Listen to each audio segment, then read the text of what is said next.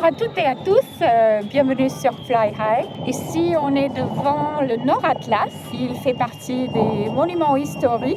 On va le visiter, vous venez avec moi?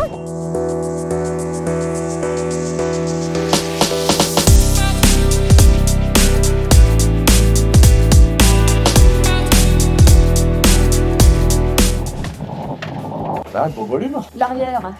Donc ça, voilà, les coquilles sont comme ça. Hein. Ça, c'est pour accéder aux trames de secours. D'accord, ah oui. Ah oui, c'est du rustique. Hein. Avant, il y avait carrément des toilettes, on les a démontées pour question de volume. Voilà, alors ça, c'est pour les messieurs, Voilà. n'est-ce pas? Et pour les toilettes pour dames, il y en a plus. On a du parquet. Ça, les anneaux, c'est pour attacher tout ce qui est matériel. D'accord. On les sangle là. Alors ça, c'est censé faire l'isolation. D'accord. Ça, c'est la théorie. Voilà. Dans la pratique, on doit gagner 1 degré par rapport à... Ah, s'il fait très chaud dedans en plus. Il fait très chaud et dès qu'on a l'altitude, on se gèle.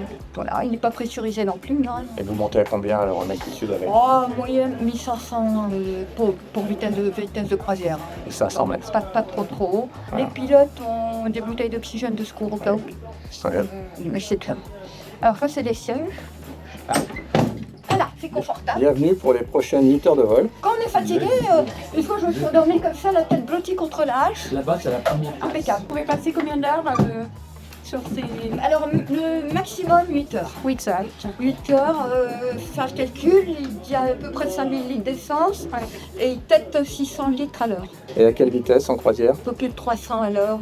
Oui, quand même. Ça, je ne sais pas si ceux qui connaissent. Pour les parrains? On est para pour accrocher. Ouverture automatique? Ouais, pour les ouvertures automatiques. C'est-à-dire qu'en fait, ils sont le parachute d'eau. Ouais. Et quand ils sont en automatique, ils sautent. Il ne faut rien, ils ont les bras comme ça en général. Et ça, effectivement, la tension du câble qui est derrière, s'il semble, fait que ça déplie le parachute et à la tension maximum, ça saute. Et on ramène les câbles à l'intérieur de l'avion.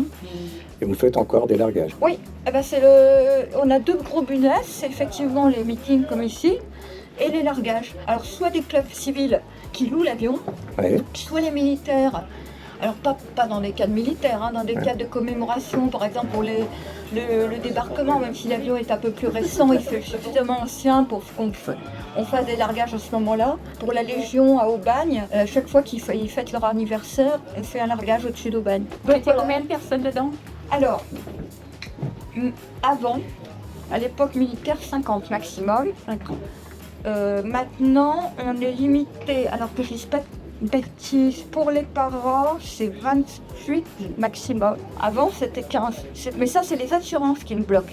Sinon, c'est pas un problème technique, quoi que ce soit. L'arrêt peut prendre 5 ans. Je dirais qu'il y a entre la moitié et les 2 tiers du budget d'association qui passe dans les assurances. Date de quelle époque, quelle année? Alors, celui-là de 50, c'est prototype 49, mise en production 51. Et donc il a arrêté de voler en 93, il a été abandonné au Mills, à côté d'Aix-en-Provence, sur un aéroport. Oui. Il est complètement abandonné. Et il a été repris un peu avant 2000 par un groupe de mécanos, puisque la base était encore militaire à l'époque, on dit c'est quand même dommage, on va le remettre en état. Ils l'ont tellement remis en état qu'ils l'ont remis en état de vol. Ils l'ont racheté à l'armée pour 1 euro symbolique, et au moment où il a voulu décoller, l'armée a dit « Non, nous on avait signé pour le remettre, pas pour qu'ils volent ». Donc ça finit quand même les pilotes à la gendarmerie. Ils sont revenus, ils ont dit on va quand même, ils ont lancé les moteurs, l'armée s'est allumée devant avec les armes. Donc ils ont tourné, ils sont passés dans la partie civile de l'aéroport, ils ont décollé.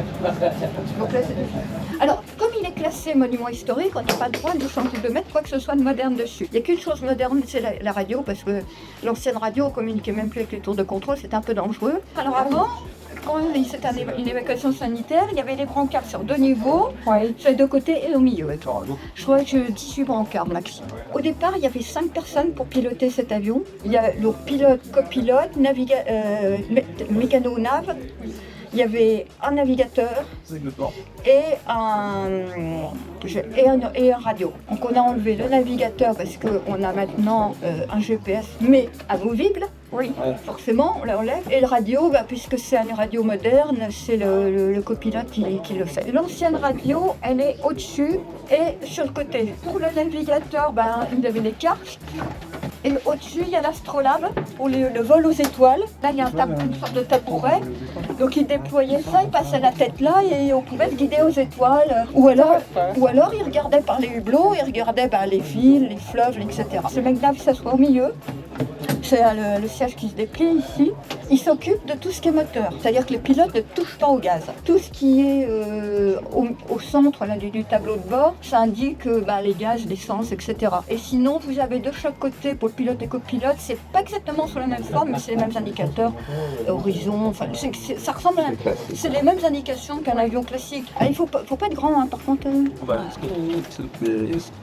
Ah oui, oui. Eh ben ouais, pour le Morse. Il a combien d'heures de vol? Je sais plus.